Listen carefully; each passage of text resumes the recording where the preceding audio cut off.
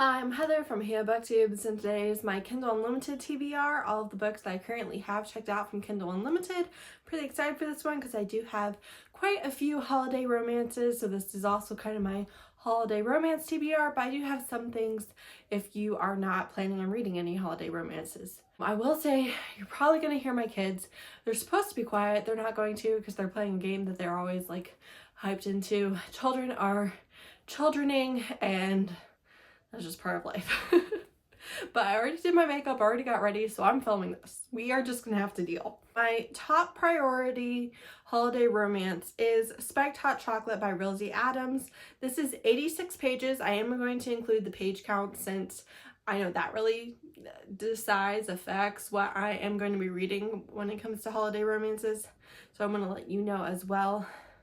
But this is a Black love romance that my friends were raving about last year. By the time everyone was talking about what a perfect Christmas romance it was, I was already all Christmas booked out. So I wasn't reading, but I did put on my TBR a year ago, and I've been really looking forward to reading it when I was in the mood for Christmas romances this year. So this is basically a one-night stand turns into spending Christmas together.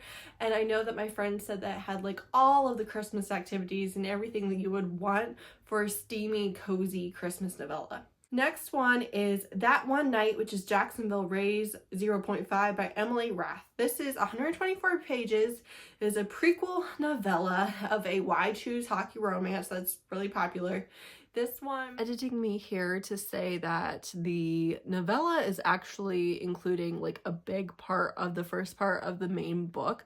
So the actual novella is only like a little under 80 pages. This will become more relevant in a rant I do in a minute. I was 65% through the novella and was actually 100% done and didn't realize it. Like I stopped reading and I came back and I had like half a page left and didn't know that it was actually the end of the story. So there you go. Now you know.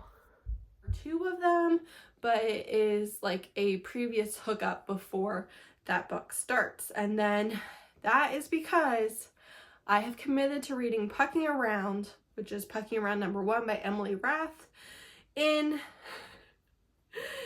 December. We are actually doing a read-along for this book. So on the 15th, here is the schedule. You can read it with us if you so choose. Izzy at Happy for Now and Steph at Novelty Corner have both read and loved this book already. I had it on my TBR in July, I think, and they let me know that May at This Past Romance was going to be forced to read it on her break in December.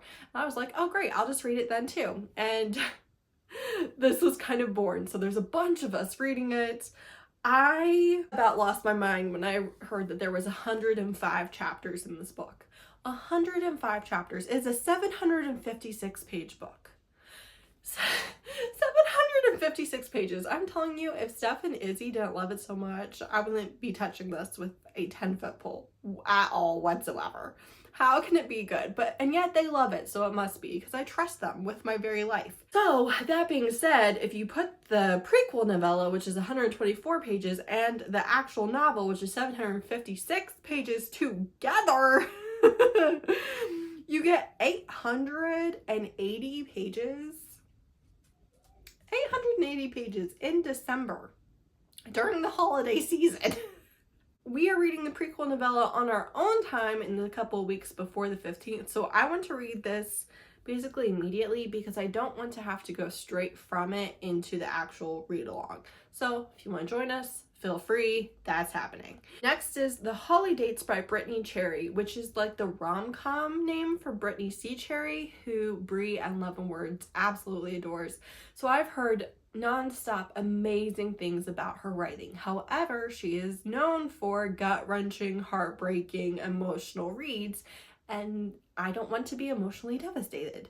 This one, Brie and I think a couple other people read, and it's actually really sweet and it really doesn't have anything sad in it. And so I would really like a chance to get to read her writing without having to be put through it. She keeps having first dates at his restaurant and he just wants her to stop, and he's going to try and set her up with the one to keep, and of course it's gonna be him. This is 278 pages. It is definitely by far the longest holiday romance I have. So I don't know for sure if it will happen, but because of wanting to try her writing, and this being the only safe option, I feel like, because of that, it is prioritized. Next, I have 8 Cozy Nights by Julia Wolf. This is a 120-page book. He loves Hanukkah, she doesn't, and they're new neighbors. And again, Jewish people are pro-Palestinian. Free Palestine is not an anti-Semitic phrase, and being anti-Zionist is not the same as being anti-Semitic. And also, reading a Hanukkah romance is not in any way pro-Israel or anti-Palestinian. So just want to throw that out there. Next, I have Sleigh by Steph Macca. This is a 71-page novella. Their parents are dating, and they had already met before they discovered that their parents were dating. They're fine. They're happy. The kids down there, if you can hear them screaming, they're good. I read a Halloween novella by this author and really enjoyed it. So want to try their Christmas one. Then I have Dear Monster Claus by Maeve Black. She's Cupid, he's Santa. This is 164 pages. And I know that this author writes queer romance. I'm not sure if that is a factor here or not. Then I have Venice Actually by Kelly Reynolds, and this is 171 pages. Steph and Novelty Corner read and loved this one, and Kelly actually has, I think it's Boobies and Books or something like that. It's a podcast, and I listened to one of her talks on alphas that Steph had really liked, and it was really good. This is a fake fiance. He's her boss's best friend, which I think is a really cool dynamic, and we don't really see that too often.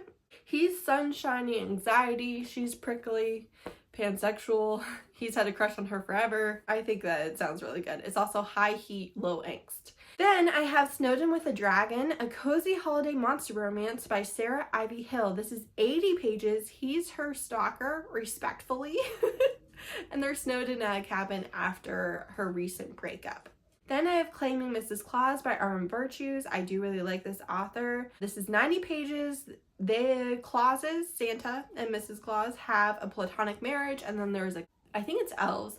They are an established couple, and they are going to try to seduce their boss, Mrs. Claus, into a threesome. Robin, I think, loved this. Robin at Paperbacks and Planners.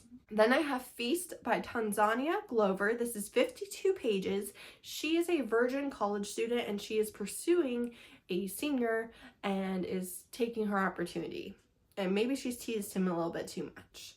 Then I have Trick Shot by Kayla Gross. I love this cover. This is 196 pages, so I'm not too sure about that, but he is an identical twin to a famous hockey player. He meets her at an airport, they hit it off, and then he takes her home. I think there's a layover or Snowden or something. He takes her home to his best friend, and they have a threesome. Last holiday romance, but I have a couple more. I have Under the Mistletoe by Lenore Solis, which is 132 pages. I love this title. I think it's pretty fun. So I just read a book by her today and really liked it, and saw that she had this Christmas romance. This is Latinx. They both aren't into Christmas at all. I think this book is kind of like a grumpy love letter to being anti-Christmas. She's back in her hometown, doesn't want a rebound after her breakup, and he's really grouchy. Then I have Fragile Beginnings, which is New Protectorate 0.5 by Abigail Kelly. This is 404 pages, but it is 3 stories. You have a fae changeling and a demon, a scientist and a dragon, and a weather witch and a sentient fog, which I think is hilarious. Why fog? So these covers are so striking and interesting to me for this whole series. I saw the Orc one comes out next week on the 12th, and that's the cover that I originally saw, and it just really piqued my interest, and the synopsis sounded really good, and I thought maybe I'll start at the beginning of the series. So that's why this is on here. I'm actually really excited to try this, particularly because according to Goodreads, readers also enjoyed Elsie Winters and Katie Wilde, which are 2 of my absolute favorite fantasy romance authors. So I just think that that's like a good sign. I've never heard anything about this series or this author or anything as far as I know. And yeah, I'm just really curious, honestly, particularly because of the covers. Then I have Wicked Enemy, which is Ruthless Enemy number 2 by Marianne Blackwood. This is 311 pages. The first book ended on a cliffhanger, and the third book does come out at the end of the month, and I would kind of like to get to this one. This, I think, would be a really safe read for me to just pick up and try to prevent slumping, especially from holiday romances, right? And that's it. Those are all the books I currently have checked out from Kindle Unlimited. I have a few priority reads from the library as well. So we'll see what I get to. Also, today is the day that I finished my first book in like a lot of the days. So I'm hoping to get the reading train rolling here. And these are the ones that I have from Kindle Unlimited. So let me know if you've heard of these, loved any of them, put them on your TBR, have similar recommendations. You know the drill. You know the drill. Okay? Let me know if you got anything from this video. Thanks so much for watching. Bye. Oh, also, this video is my treat for being done filming, and it's all uploaded and scheduled and all the things. They're not like other booktubers video that I've been working on for what seems like forever. So this is a special treat for me. Thanks. Bye.